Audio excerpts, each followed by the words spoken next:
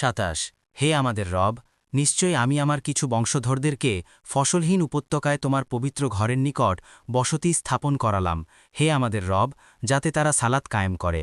সুতরাং কিছু মানুষের হৃদয় আপনি তাদের দিকে ঝুঁকিয়ে দিন এবং তাদেরকে রিজিক প্রদান করুন ফল ফলাদি থেকে।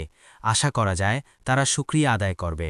38 হে আমাদের রব, নিশ্চয়ই আপনি জানেন যা আমরা গোপন করি এবং যা প্রকাশ করি, আর কোনো কিছু আল্লাহর নিকট গোপন নেই, না জামিনে না আসমানে।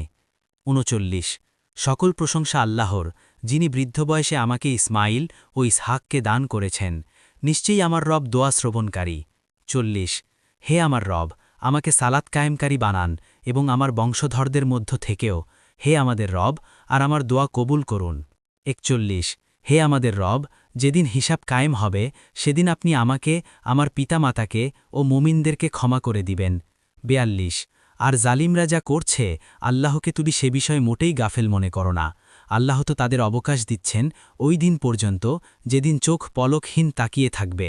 43 তারা মাথা তুলে দৌড়াতে থাকবে, তাদের দৃষ্টি নিজদের দিকে ফিরবে না এবং তাদের হৃদয় হবে শূন্য।